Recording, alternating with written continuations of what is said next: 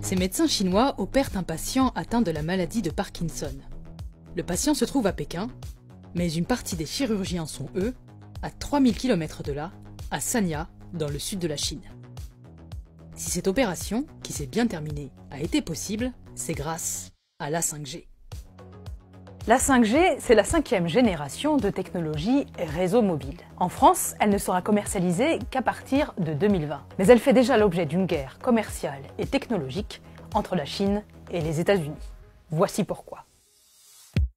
Pour des particuliers comme vous et moi, la 5G est très prometteuse. Et pas seulement parce qu'elle peut révolutionner l'accès aux soins. Le réseau que l'on appelle déjà la fibre sans fil va être au moins 10 fois plus rapide que la 4G que nous connaissons aujourd'hui. La latence du réseau, c'est-à-dire le temps que met un appareil à se connecter et à recevoir une information, ne sera même plus perceptible. Résultat, télécharger un film en ultra haute définition ne prendra plus qu'une seconde. Jeux, séries, informations, tout ira plus vite et consommera moins de batterie.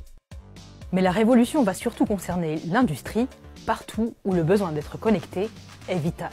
L'arrivée de la 5G est très attendue en logistique maritime ou aérienne, mais aussi dans le secteur de l'énergie.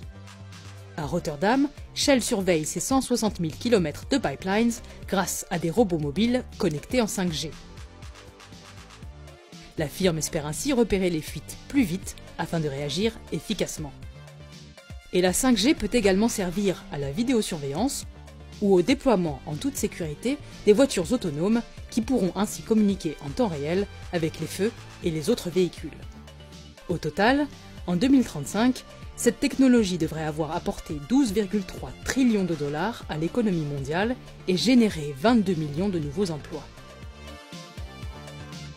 Mais pour utiliser la 5G, il faut d'abord l'installer. Et c'est bien là tout le problème.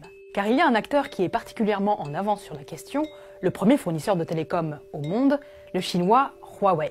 Sauf que les États-Unis sont bien décidés à lui barrer la route. Washington demande à ses alliés de laisser tomber Huawei. Pourquoi ? Eh bien parce que les États-Unis considèrent que Huawei, par l'intermédiaire de fonctionnalités cachées dans les équipements 5G, pourrait capter toutes sortes de données, et notamment celles très sensibles de l'armée. But as a result of our investigation, we do not have the confidence that these two companies, with their ties to the Chinese government, can be entrusted with infrastructure of such critical importance. Derrière les craintes de sabotage ou d'espionnage, les liens qui inquiètent Mike Rogers sont bien réels. Le fondateur de Huawei, par exemple, Zhen Zhengfei, est un ancien ingénieur de l'armée chinoise reconverti dans l'électronique. Il est aussi membre du Parti communiste chinois depuis 1978. Et en Chine, les relations avec les autorités sont essentielles pour développer une entreprise. Huawei est un champion national, c'est-à-dire qu'il défend les couleurs de la Chine dans son domaine, et pour cela, il a un soutien très fort de l'État chinois en termes de financement notamment. Et en retour de l'aide de l'État, les entreprises doivent accompagner les politiques officielles. Dans la loi sur le renseignement adoptée par la Chine en 2017, on peut ainsi lire: Toute organisation ou citoyen doit, dans le respect de la loi, soutenir, donner assistance et coopérer avec le renseignement national et maintenir le secret sur toute activité de renseignement dont il a connaissance. De quoi alimenter les soupçons des États-Unis qui font pression sur leurs alliés. L'Australie, par exemple, a décidé de suivre et de bannir à son tour les équipements Huawei de son territoire. En France, les opérateurs devront demander des autorisations préalables au gouvernement pour installer certains équipements matériels et logiciels. Cette défiance a obligé le très discret PDG de Huawei à prendre la parole face aux médias occidentaux. Et le gouvernement chinois a volé à son secours. 你说中国政府有没有要求自己的企业去监听他国的信息？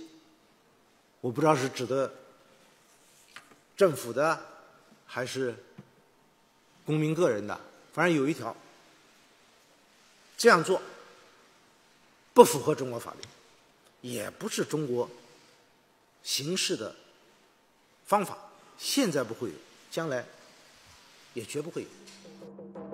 Car du point de vue chinois, la guerre est surtout commerciale. En effet, si les États-Unis ont dominé jusqu'ici les technologies d'Internet et du numérique, la 5G pourrait bien faire basculer marché et influence du côté chinois. Et pour contre-attaquer, les États-Unis ont choisi notamment la voie de la justice.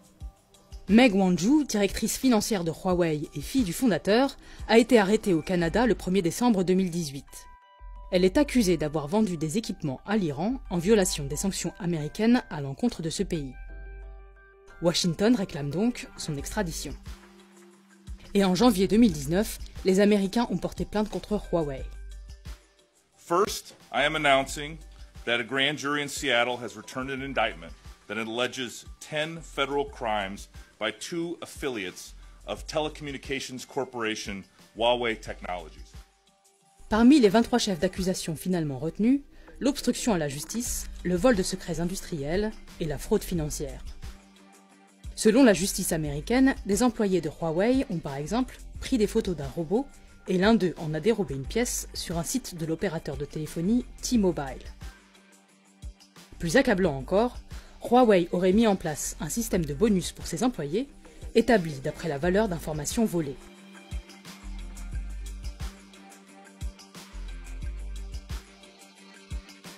Huawei dément vigoureusement toutes ces accusations et dénonce une campagne politique. Car Donald Trump a fait de Huawei un levier de négociation dans la guerre commerciale qu'il livre à Pékin.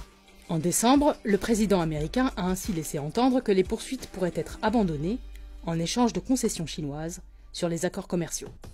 Ça indique d'une manière très claire que ce dossier Huawei est finalement un dossier d'origine technique, mais à forte connotation politique. D'une part, dans la guerre commerciale États-Unis-Chine, mais plus largement, parce que cette guerre commerciale, elle vient d'où?